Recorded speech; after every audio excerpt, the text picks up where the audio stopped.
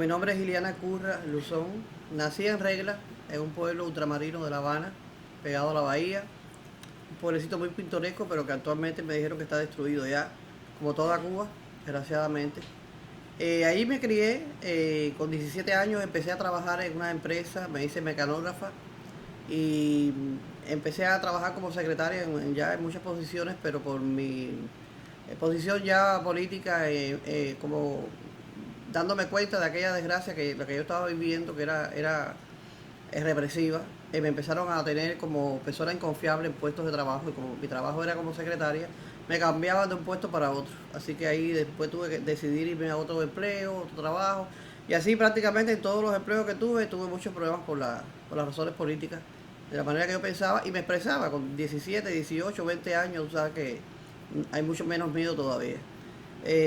Nada, mi vida fue pasando, viendo las cosas como estaban sucediendo, las escaseces, la miseria, la vida infrahumana que se vive en Cuba, los niños sin leche, para ponerte un par de zapatos, era una, bueno, en todos esos años 70, 80 fue una desgracia para...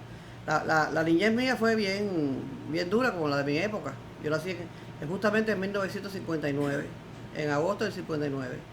Y me acuerdo perfectamente en las aulas, estando ya en primero, segundo, que era marchando, cantando himnos, la internacional, el himno de Vietnam, bah, aquello era un adoctrinamiento feroz.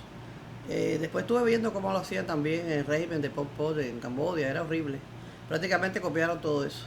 Y bueno, nosotros de niños padecimos de la niñez triste, que fue lo que nos tocó. Después llegó la juventud y ahí ya tú sabes más, te empiezas a dar cuenta y a hablar y a decir las cosas. Y ahí empezó todo.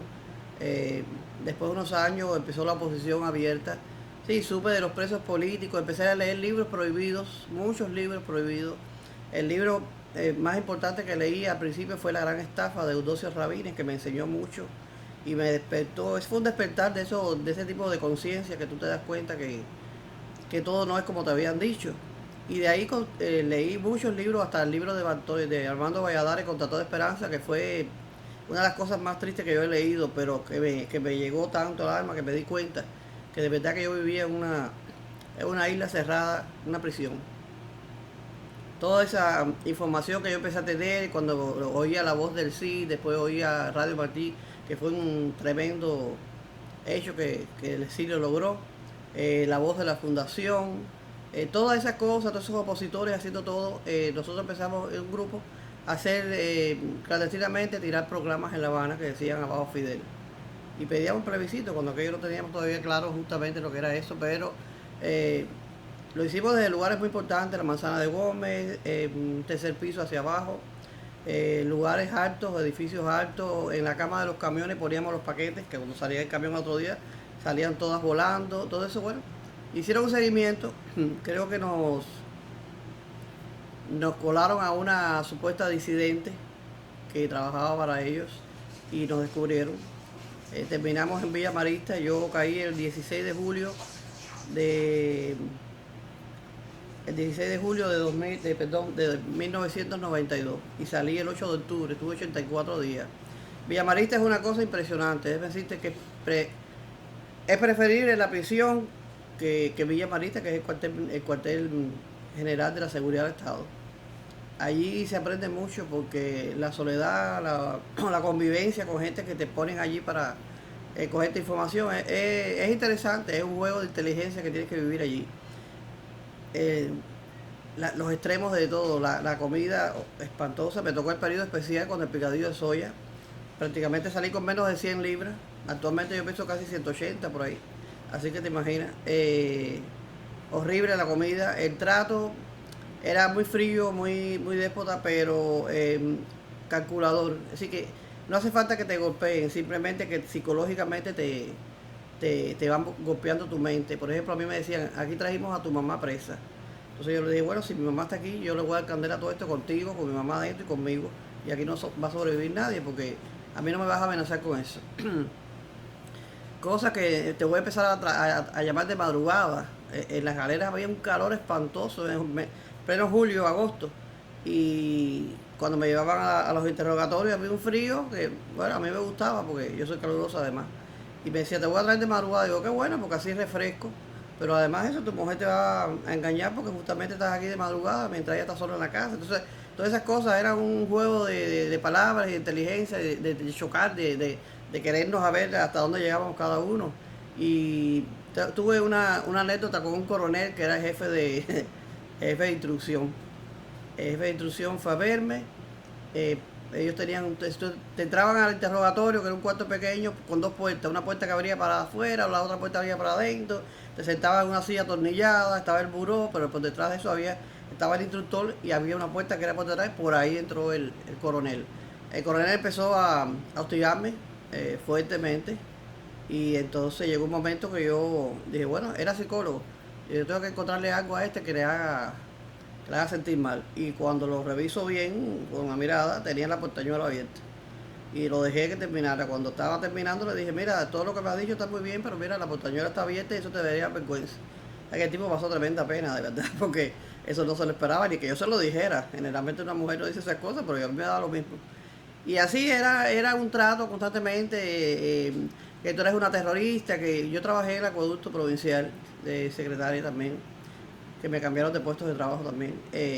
No, tú ibas a envenenar el agua del pueblo. No, yo enveneno el agua de Fidel. Tú me traes un vaso de agua y yo le echo ahí veneno de trinina para que se muera, pero, o cianuro, pero echarle el agua, envenenar el agua de mi pueblo, la que yo me tomo, la que se toma mi familia, la que se toma el pueblo, eso es imposible. Terroristas fueron ustedes que llegaron imponiéndose por el terror, poniendo bombas en La Habana, como Celia Díaz Bay, como el Curita, ¿sabes?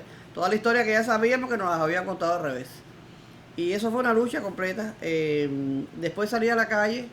En octubre 8 nos hicieron un cambio de medida y estuve en la calle hasta el día del juicio. En el juicio nos condenaron a 3 años de correccional con internamiento. A mí, en el caso mío y dos más. Y apelamos para ganar tiempo, la apelación por supuesto, eso, y terminé. Después de Villa Marista yo entro a la oposición ya abierta. Entonces ya daba denuncia, apoyaba a los presos, le buscaba alimento a los presos para ayudar. Estaba en un movimiento opositor, Agenda Nacionalista, y participaba en muchos eventos de las calles. Ahí en aquellos tiempos decir abajo Fidel en la calle no es como ahora, era duro. Ahí sí te caían a palos y no te dejaban ni. Bueno, yo había caído presa por papeles, por tirar papeles, proclama. Entonces, bueno, ya me vinculo directamente a la oposición. Pero el 16 de noviembre me arrestan en la calle, me llevan para una unidad policial, un calabozo. Al otro día un coronel, muy despótico él, me dijo que yo iba a llorar lágrimas de sangre, porque yo me enfrentaba mucho, y entonces me llevaron para la Manto Negro, que es lo que le llaman el Guatao, la carretera de Guatao. Esa es la prisión de mujeres de Occidente. Allí mi corrección, era correccional con internamiento, si yo tenía trabajo forzado. Yo me negué a trabajar, eh, dejaron entrar a mi mamá a hablar conmigo porque los opositores le dijeron, dile a tu hija que cumpla su condena, que es mejor en la calle que aquí, qué sé yo. Pero bueno, eso ya el 22 de diciembre amotiné aquello porque le dieron golpes a una reclusa que iba a salir común, con denuncias que yo le mandaba a otra presa política que estaba en la calle. La golpearon, yo salí corriendo y le empecé a caer a patadas a la puerta del oficial de guardia. Salieron los guardias, salieron las presas era como unas naves, como en la escuela del campo. Salieron las presas también, empezaron a dar golpes y eso porque veía cómo estaban golpeando a la muchacha, María Elena. Y entonces llegó un carro de la prisión, inmediatamente me llevaron por la celda de castigo, que estaba ya en la prisión al lado. Allí estuve 39 días con dos muchachas que tenían SIDA, que estaban. Ese destacamento estaba al final de la prisión y estaba dedicado además a presas con SIDA. Habían dos muchachas de 23 años que tenían SIDA, te estoy hablando del año 94, porque yo caí presa en el año 94, el 16 de noviembre. Y entonces allí vi más todavía cómo era la parte humana de aquellas muchachas que estaban muriendo prácticamente. El SIDA, cuando aquello no es como ahora, que se han encontrado cosas, bueno, mal alimentadas, qué sé yo. Ellas me contaban y lloraban que no se querían morir. Y bueno, ahí estuve 39 días en solitario, porque estaba en una celda sin agua, sin luz, le llaman polaco, que es un hueco en el piso ahí. Imagínate, la soledad esa inmensa que hay, un frío horrible que pasé, porque la cama, lo que era para acostarse era de cemento pulido. Te quitaban una colchoneta llena de bolas y, ¿sabes? Que para dormir era horrible, pero a las 10 de la noche me la daban y me la quitaban a las 6 de la mañana. A partir de ahí el frío era que las uñas se me ponían moradas, moradas.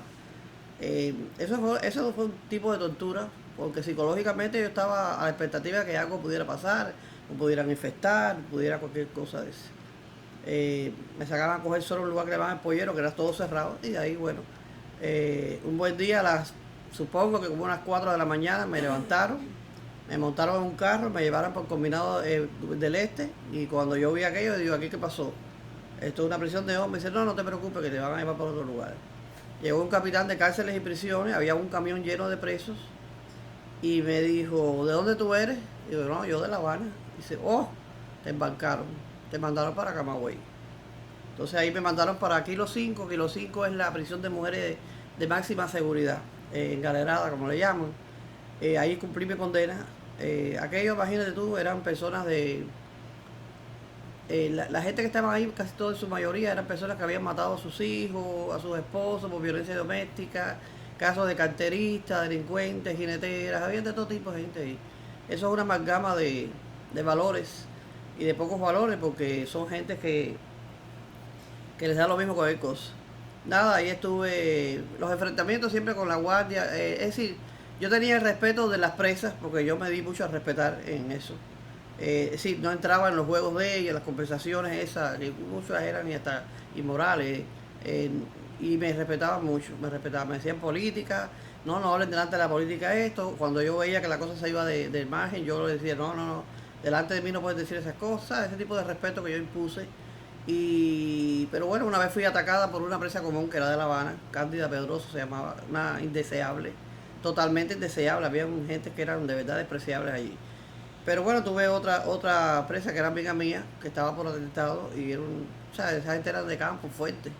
Yo estaba que no pesaba ni 100 libras, me hubiera matado. Se metió por el medio y me salvó la vida, y yo siempre agradecida de ella. Yo le digo la Guajira, le ha ayudado desde que estoy aquí a veces, que he podido. Y aquello fue, tú sabes, la enseñanza más grande, más que una universidad, más que todo una escuela en el mundo, es una cárcel. En la cárcel se aprende tanto que tú no tienes idea, pero yo sí, nada, pasé aquello, creo que lo superé y no me siento una víctima, yo me siento una persona que sobreviví a las consecuencias de todo un proceso represivo, despótico, malo, perverso. Son muy malos, son muy malos. Pero las personas que más castigan es a tu familia. El sufrimiento mío mayor era con mi madre. Que mi madre tenía que ir hasta Camagüey a verme en condiciones de... Un tren una vez se rompió y tuvo 24 horas allí. Sé que la gente cambiaba los zapatos por leche para los niños que tenían con ellos. Ella pasando hambre. Vaya, era lo que más me dolía en sí. La situación de mi madre, sobre todo especial.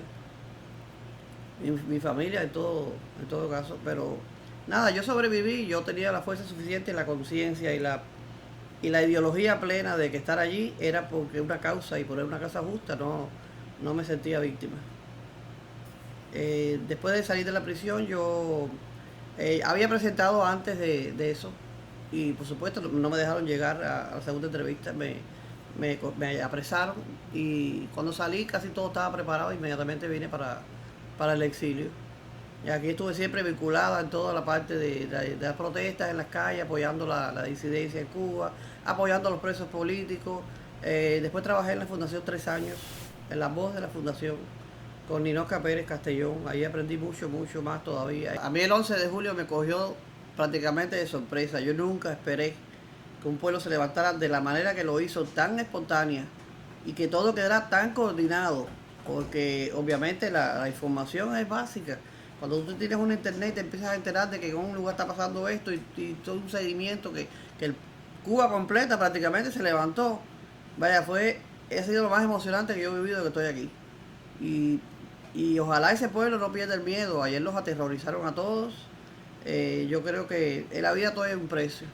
Y el precio hay que pagarlo, y la libertad cuesta. La libertad cuesta y eso hay que pagarlo como sea. Pero fue una cosa tremenda, yo me emocioné mucho y tengo esperanza de que esa juventud, que no está comprometida con nadie, ni con la dictadura, ni con nadie, esa gente no tienen compromiso con nadie, porque ya En Cuba ya prácticamente la ideología se perdió. Esas marchas a nosotros, de Cántaro Internacional, de Seremos como el Che, todas esas partes, ya está todo eso se ha perdido. Y lo que quedan son los rezagos de ellos que están comprometidos de alguna manera, que sus padres son oficiales, que son del partido, que son qué sé yo, esa juventud perdida todavía que queda de lado allá. Pero hay toda una juventud que no está comprometida con nadie. Y en esa yo tengo mucha esperanza. Me impactó mucho las presas que tenían SIDA. Tenían 23 años. Una era jinetera y me dijo, yo tengo que haber contaminado por lo menos a 1000 y pico de hombres. Porque yo estaba en Malecón jineteando y, ¿cuál era la frase de ella? Jineteando, prostituida.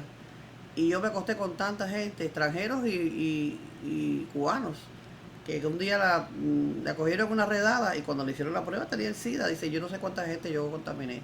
Pero era tan jovencita, bonita, una muchacha muy joven, Raiza. Y lloraba, decía, yo quiero curarme, yo quiero que haya una vacuna que cure el SIDA. Después sé que murió, después me enteré. Y la otra muchacha tenía un novio y teniendo SIDA lo contaminó y la madre la denunció por propagación de epidemia. Le echaron 4 años. También era de Pinar del Río. Una muchachita que no se veía, no era, o sea, no era jinetera, no era del mundo ese bajo, pero ella también lloraba, las dos lloraban. Si nosotros sabemos que nos vamos a morir en la prisión. Y efectivamente, cada ciertos días la tenían que ingresar por problemas en el hígado, en el páncreas, en los riñones, tenían muchos problemas de salud. Y eso de verdad que me partía el alma tener que ver que 2 gente jóvenes se habían perdido en la vida y que iban a morir ahí. En Camagüey tuve 2 amigas muy buenas. Una se llama Leticia, que hablo con ella cada rato, y la otra que yo decía La Guajira, que también he hablado con ella, me mantengo en contacto. Siguen en Cuba, son gente con mucha dignidad, muchos valores. No entraban en juegos con las presas comunes allí, no, ¿sabes? Tenían su mundo diferente. Y se pegaron mucho a mí, me apoyaron mucho, me ayudaron, me salvaron la vida. Pues, de hecho, además, la gente ahí yo era de La Habana, no tenía ese conocimiento, yo nunca había salido a La Habana, yo era prácticamente, como decía, una guajira de La Habana. Y llegar allí a Ciudad Abre y ver incluso hasta el vocabulario, como hablaban ellos, diferentes a nosotros. Pero eran personas muy fuertes, eran gente de constitución fuerte y de saberse fajar. O sea, yo no era de ese tipo de gente, yo era una secretaria que había pasado por todo eso, con un carácter fuerte, pero no estaba acostumbrada a eso, pero ella sí. Ella se fajaba hasta con la policía ahí en Ciudad Ávila, en Camagüey. Y hicieron un vínculo muy fuerte conmigo, todavía lo mantenemos. Fueron mis amigas y todavía lo siguen siendo. Entré 2 veces, sí, 2 veces entré en correccional, que ya era una cárcel de hecho, pero era diferente, era como unas naves de escuela en cama, me sentí como que más o menos. Ahora vi cosas que yo me quedé fría porque había unos bancos entre las naves por las noches para ver la televisión y yo llego, me siento ahí en una de esas y veo cada cosa que estaban pasando con relación a la parte moral.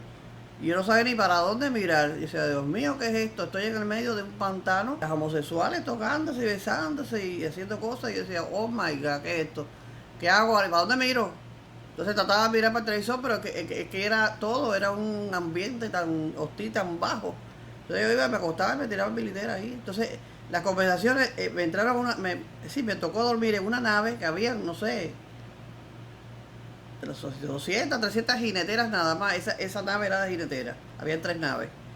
Después me pasaron para otra nave que era de las que habían matado de crímenes fuertes, que ya estaban en correccional. Mira, allá había una mujer que era como una guardia reina, que era de Isla de Pino, que degolló a su niña de 3 años. Intentó degollar al niño de 7. El niño se le escapó. Ella era una guardia más allí. Ella dormía incluso en la parte de las guardias. Y había una mujer que dice que había matado a varias gente, que todo el mundo ahí le tenía pánico. Entonces yo entré nuevecita allí, cuando miro aquello, la mujer te miraba fija. Pero fijo te miraba. Y yo le desviaba la vista y digo, oh my God, si me coge a mí me mata. Esta vez es como ya el destripador. Pero son cosas que tú no conoces hasta que no llegues a ese mundo. Después te adaptas a vivir en eso. 34 años. Pero era un mundo desconocido. Tú entras a algo surrealista y tú dices, estoy soñando, estoy viviendo un mundo, esto es una pesadilla, una pesadilla. Todavía yo sueño que estoy en la cárcel, veo las mismas guardias, la misma gente. Mira, con una guardia que era llavera, era jefa de destacamento, era muy fuerte, una mulata jabata ella, muy fuerte, de mucho temperamento. Pero ya te digo, yo siempre impuse mi respeto y a mí me tenían que respetar. Yo digo, a mí me respetan o me tienen miedo, como dice una amiga mía. una vez a las 8 abrían la galera para ir a ver el televisor y yo veía, bueno, lo que había en ese momento para entretenerme. Cuando van a abrir la galera, habían 2 veces que abrían, a las 8 y después de otra hora que no recuerdo, a las 9 creo, porque a las 10 había que dormir. Sale, abre la galera y dice, todo el mundo tiene que salir ahora mismo, no voy a abrir más porque iba a hablar Fidel. Dije, no, cuando termine ese de hablar, usted viene y me va a abrir la puerta. Entonces ella como que se impactó, me dijo, no voy a abrir la puerta. Digo, usted sí va a venir a abrir la puerta. Porque yo no voy a ver a ese por el cual yo estoy en este lugar. Así que cuando termine ese de hablar, usted viene y me abre la puerta. Me dijo, no te la voy a abrir. Digo, bueno, vamos a ver. Cuando terminó ese de hablar, lo que formé ahí en aquella puerta fue, los gritos míos se oían en la guarnición adelante. Y yo quiero que venga la jefa de guardia, la que esté ahí, que me abra la puerta. Yo quiero que me abra la puerta. Bueno, me puse mal. Y llegó y me tuvo que abrir la puerta. Cuando yo entré al área del televisor, todas las presas empezaron a aplaudir. Aquello fue tremendo. Y ella tenía una cara, quería matarme, pero no sé, parece que la que estaba de guardia, que era la política, por cierto, le dijo, abre la loca esa, porque si no lo que fue para ella era mucho. Sí, porque colchonetas con bichos de todo. Entonces cogí sarna. Me pusieron una colchoneta arriba de mí y yo ponía ahí el uniforme cuando me iba a acostar, pero yo dije, eran de malangueta. La malangueta lo que tiene de bichos horribles. Pero yo ponía el uniforme ahí cuando me acostaba y resulta que cogí una sarna, y no había nada para echarse. Y fui para la capitana y le dije, mira, la jefa del penal, estoy llena de sarna. Bueno, ¿qué quiere que haga? Como que me busque una medicina. No, pero no vaya, no, la tienes que buscar. Porque yo estoy aquí, a ustedes, si no me dejan ir para mi casa, yo lo busco. No, pero bueno, vamos a ver, qué sé yo, pero no, con ese término no me hables así, no, me lo tienes que buscar. Así era como yo hablaba, me lo tienes que buscar. Cuando voy a la calera, una común se robó un pomo de eso de lindano y me lo dio. Digo, no digas nada. Y yo me lo echaba, pero esa ya digo, ay, cuando yo llegue allá, el colchón ese yo lo quiero afuera. No, eso, así en ese término no te lo voy a sacar. Bueno, cuando yo suba, yo lo voy a sacar por la reja esa, por los barrotes. Bueno, ahí la discusión fue tremenda, que sí, que sí, no. Digo, bueno, no te preocupes. Cuando yo suba, yo voy a sacar el colchón, ahí no lo quiero. Tú no lo voy a ver, no me interesa. Cuando subí, que abrí la puerta, nada más que agarré la colchoneta, vino una guardia y se la llevó. Cuando yo estuve en la tapia, porque esa que yo estuve con la gente del SIDA, un destacamento, es un pasillo grande con galeras a los lados. Que una sola galera estaba llena con 2 presas, que la muchacha del SIDA. Sigues al final y están esas celditas que son de... El espacio es de aquí a allí y aquí. Con una parecita y el hueco, ya no había más nada. Esa anteriormente había sido tapiada, pero la ventana la habían abierto. Para mi desgracia, había un frío tremendo y lo que entraba por ahí era hielo. Porque eso da a un descampado, de un campo, un descampado pero esas eran las tapiadas en aquel momento. Yo estaba solo ahí no había más nadie, que esa gente es adelante y yo ahí, y la guardia adelante. Chicos, no sentí nada, creí que... es que de alguna manera yo estuve presa, pero yo siempre fui libre. Esa libertad interna que uno tiene. Como eso lo decía, digo, yo soy más libre que todos ustedes. Porque yo puedo decir lo que yo pienso y sin embargo ustedes no. Una vez me mandaron a una psicóloga, no sé por qué, para hablar conmigo. Y la psicóloga casi sale disidente porque empecé a explicar cosas que ella al final me dijo, no, es que a mí no me gusta ni mi trabajo. Sí, la que le dio terapia fui yo. Yo nunca me sentí presa, yo me sentí encerrada, pero no presa porque mis ideas eran tan libres. Yo decía lo que yo quería. Y tenía que aceptármelo y si no me lo aceptaba que me mataran porque a mí me daba igual. Llegas a un momento que es tanta la obstinación que, mira, te da lo mismo que te maten, que te golpeen, que te... yo era muy... Yo soy muy irreverente, generalmente. Yo soy muy irreverente y en la casa era insoportable. Yo sé que yo era pesada incluso porque es que hay cosas que tú no puedes soportar. Y tienes que decirlas, y las decía, y a la comuna un día llevaron a una muchacha para cuando estoy yo en la galera, la ponen adelante para abrirle la puerta. Y yo, ¿qué tú sabes aquí? Era indeseable. No, que me trajeron para acá, qué sé yo. Digo, tú no eres la dueña de la galera. Digo, no, aquí no vas a entrar. La guardia venía, la mandaron para acá, ella tenía que entrar. Le dije, te voy a leer la cartilla. Aquí no quiero esto y esto. Entró que era una vela. Después la muchachita, a fin de cuentas, era una víctima de la sociedad marginal. Vivían... Son niñas que los padres abusan de ellas o que tienen familias marginales, que no se ocupan. Y la muchacha le decían la foca. Entraba a los patios a robar y era una loquita. Y nada, era una muchacha que después de todo me dio lástima. Después se apagó a mí un poco y me pedía consejos. Yo se los daba, sal de esa vida no da nada. Pero imagínate, es la imaginación que hay en las ciudades y en los pueblos esto también. Cuando golpearon a la muchacha en el correccional, por la cual yo salí corriendo, es decir, ella se despide de mí como temprano en la mañana, en la madrugada. Me dice, me voy, porque ella era la primera que salía de paso porque vivía muy lejos. Y se llevaba toda esa información.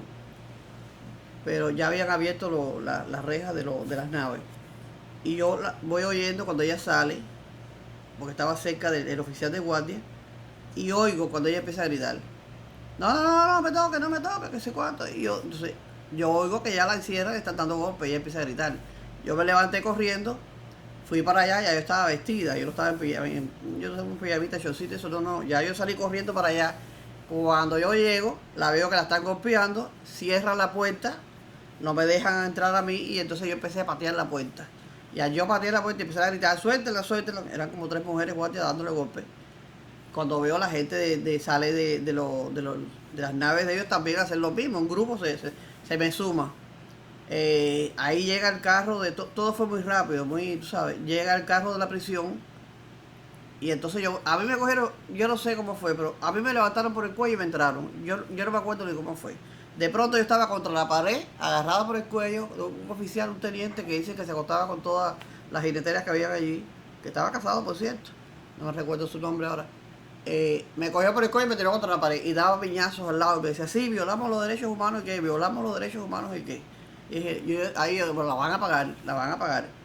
Entonces a ella se la llevaron y a mí me sacaron, ya te digo, todo fue tan rápido y tan tormentoso que cuando yo de pronto estaba en una sede de castigo de ahí correccional. De ahí entonces al otro día va un tipo de la seguridad que era un borracho. Coño, es que ahora se me olvidan hasta los nombres de la gente, mucho tiempo. Yo tengo un libro escrito con el nombre de él. Él va a verme y me dice, lo que hiciste te va a costar caro.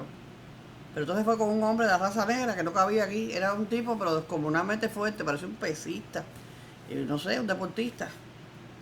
Entonces ella dice, ¿para qué tú trajiste a este tipo? ¿Para echarme miedo a mí? Si lo que tiene que ir a cortar caña para tu revolución, a ver si hace algo productivo, a ver ese hombre, amenazarme a mí con ese hombre tan grande, un hombre que va a matarme. Ya lo que te queda después de esto es matarme. Hazlo. Entonces yo no, te voy a mandar bien lejos. Y verdad que lo hice, porque me voy. Ahí me tocó. Pero eran las cosas que pasaban a diario. Entonces, el temor a veces era, por ejemplo, íbamos al almuerzo y los destacamentos no se debían encontrar, pero nos encontramos los destacamentos por un cálculo más hecho, parece, por la guardia.